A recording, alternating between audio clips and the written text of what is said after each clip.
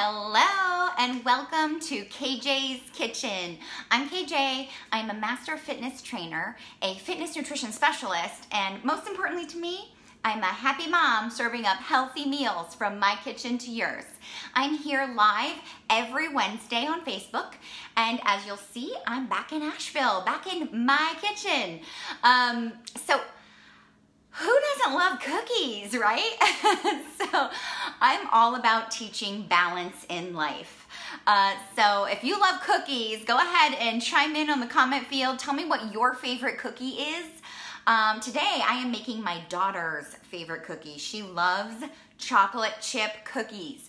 Now this awesome mom hack is all about eliminating the grain. If you know me, you know I'm not one to preach complete elimination, but I like to most often eat our healthiest. So eliminating the grain every time you can and still enjoy your food is very wise, because gluten and a lot of the grains, especially the protein gluten, starts to slowly cut through our intestines, leaving us later with a leaky gut, or AKA IBS, later in life. So even if right now you're like, bread doesn't bother me, cookies don't bother me, it's not about now, it's about what you're slowly doing to your system and what's gonna happen 20 years from now, right? So I'm about prevention. So my daughter loves these cookies. Not only are they grain-free, they are packed with nutrients. I'm talking protein, super, super awesome. Every cell in our body is made of protein, so we support our health and cells. They are very low in sugar. I'm actually going to be using a very mindful sugar today I'll teach you about. And I use mini chocolate chips, so it's not overloaded with the chocolate either. Let's get cooking. When I say easy, this is 4 ingredients. If we add the chocolate chips, that's a 5th. You can optionally opt out of the chocolate chips. The 4 ingredients, let's start with the base, is cashew butter.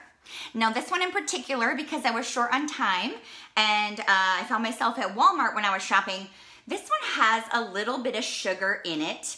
I'm not completely like eked out by it. It's 3 grams of sugar per serving, and they're using cane sugar, cashews, and safflower oil happening in here with some sea salt.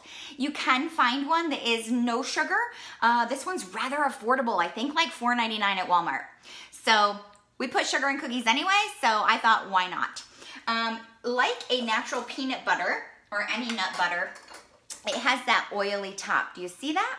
So I just use a knife the first time you ever start with any of your natural butters, and I just stir her up and make sure the oils blend in nicely. While I'm doing this, I'm going to go ahead and set my oven to 350. You can set yours too. Get that preheating. And this one blends, I find, easier than peanut butter even. The cashews are very smooth. It's not too hard at the bottom. And just like that, when I said easy, it is blended just like that. It's a nice smooth consistency. You can use any form of nut butter you want in these cookies. So what I'm teaching you today is cashew, but you could use almond, you could use peanut butter, and get really creative. You may try these a few different times. So we're gonna start with 1 cup of this amazing cashew butter. We got 1 cup going. I'm gonna move this bowl over. You can still see me here. Okay, 1 cup. And now this is room temperature because I just grabbed it from the cupboard. If you store your nut butters in the refrigerator, which I do really recommend to avoid the oils sitting and separating again, you would want it to sit at room temperature again so that you can actually play with it and have it easier to mix. That's it, 1 cup here. Gets a little messy, but you can get your kids involved. I'm telling you, it's the easiest recipe you'll ever do. Kids can get involved. They like to get messy, get their hands in on this. Whoop. There we go. Scrape in as much as you can. If you have a little spatula, you might even scrape the edges and get really specific at cleaning up that cup, not leaving any of this goodness behind. Or you get your kids with their little fingers getting all sticky in there and cleaning that out too. That's always fun. Okay. Second ingredient, we're gonna add some mindful sugar. I told you I was gonna teach you about a mindful sugar. Coconut palm sugar. This is organic. Again, this came from Walmart as well. I think the whole canister is very affordable. What I do is, once I bought the canister, I always get the bag. And it's a different brand, but they're both organic. And I get the bag and I refill it. So I'm talking about conserving plastic. And the bag is slightly more affordable than the container. Just keep reusing the container. So we're gonna go with a 1/2 cup of the sugar. Now, if your nut butter does not have any sugar in it, whether that be the cashew butter or what, if you don't have any sugar in your nut butter, you might even put a touch more sugar in to your liking. Try them out, see how it goes. I think the chocolate chips add a really nice sugar boost. So we're going 1/2 cup. Why is coconut palm sugar more mindful than regular cane sugar? Number one, it comes from a coconut, so it automatically has better nutrition, right? There goes my 1/2 cup. Number two, it also has some good fiber in it. So I know it's not, let's see, fiber count. Well, it actually says 0 on here, but it's nutrient rich. It's going to give you more nutrition for the sweetness, and it doesn't have a weird aftertaste like stevia. Anyone out there not really love that aftertastiness of stevia? If you do like stevia in your house, go ahead and alternate the palm sugar for that if you prefer. I'm gonna go for some protein, and something to make it stick all together is eggs. We do organic and cage-free. We got 2 eggs coming here. And I'm just gonna pile it all in and stir it up later. It is such an easy recipe, guys. Here we go. And last but not least, before the chocolate chips go in, I add in protein. Now, my family, I think I've already said it before, we love isogenics. It is grass-fed, undenatured whey, means it's cold mist processed, means I'm getting like the real deal here. It's nothing broken with high heat and acid. It's the real nutrition. It's also loaded with vitamins and minerals. So for my kiddos, I love that I'm adding a lot of vitamins and minerals into these cookies. This one particular is cookies and cream. It's almost gone and it's my last can. But you can use vanilla. Vanilla tastes amazing. If you're doing a peanut butter, you might even try like a chocolate protein. If you like vegan proteins, that will work just as well if you use a vegan protein. We do have eggs in this. You can't really call it vegan, but you could maybe do a flax meal instead of an egg. I'm going for 2 scoops. If you don't have scoopers in yours that look about like this, that is a 1/2 cup of protein. You can kind of get liberal on what you're doing with this too. I am getting a good old spoon, that's it, and show you how quick and easy it is to mix this puppy up. So it's nice and loose because that nut butter was loose, right? You can see that it's an easy stir. Scrape the sides. Did someone say easy in KJ's kitchen? That's what it's all about. And the healthy fat from the nuts, on top of the protein, on top of the fiber, no grain. It's okay when your kid asks for a 2nd or 3rd cookie, right?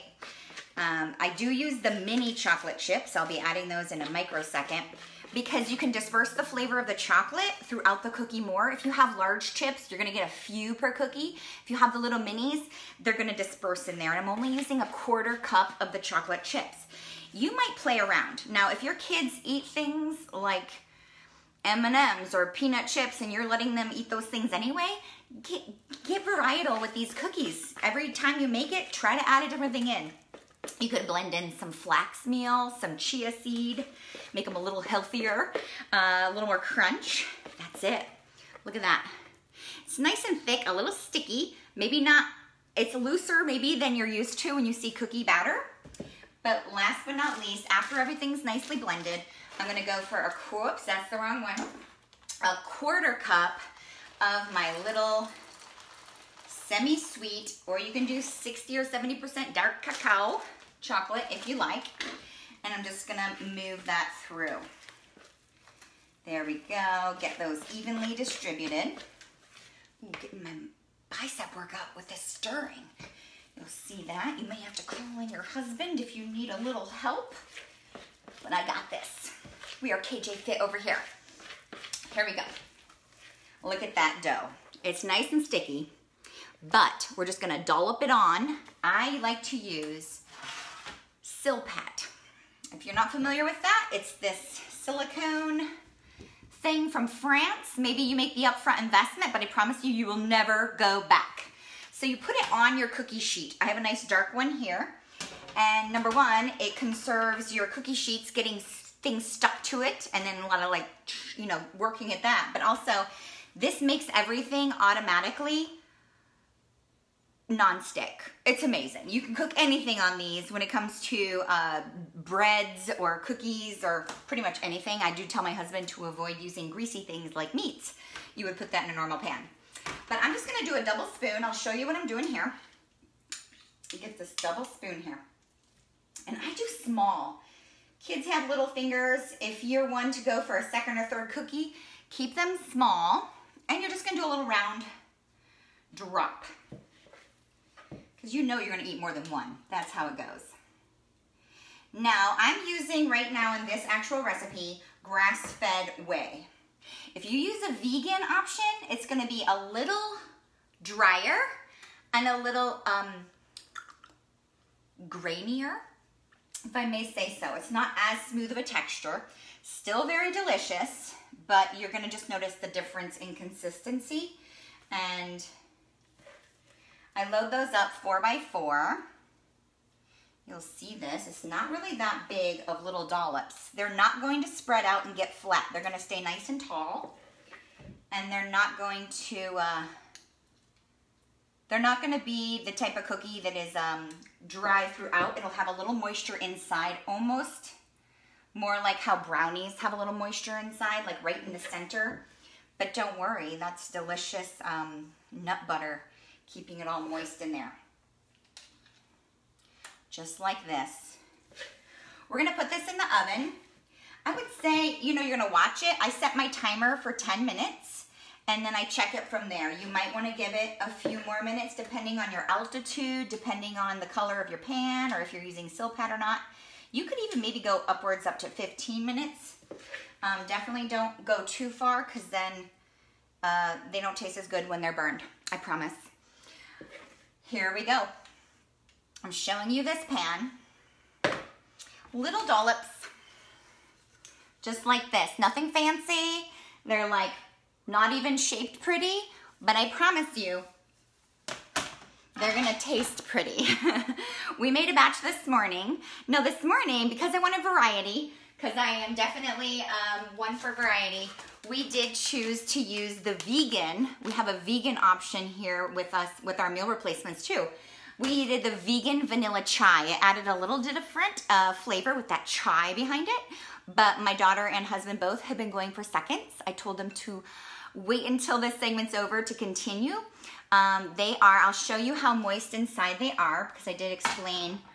Now these are the vegan. They're a little more crumbly than the whey. You see that moisture inside? It's not ooey gooey and sticky at all. It's just extra moisture and it's delicious. So if you enjoyed today's segment, go ahead and share it on your own wall to use this recipe later.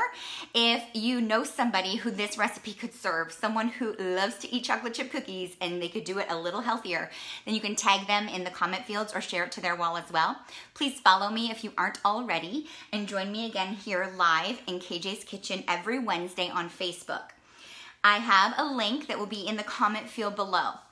So this is a little different than before. I'm not posting the recipe in the comments. Instead, there's a link. When you click that link and subscribe, you will have this recipe as well as all future recipes dropped into your inbox. You'll be subscribed to the KJ's Kitchen subscription newsletter.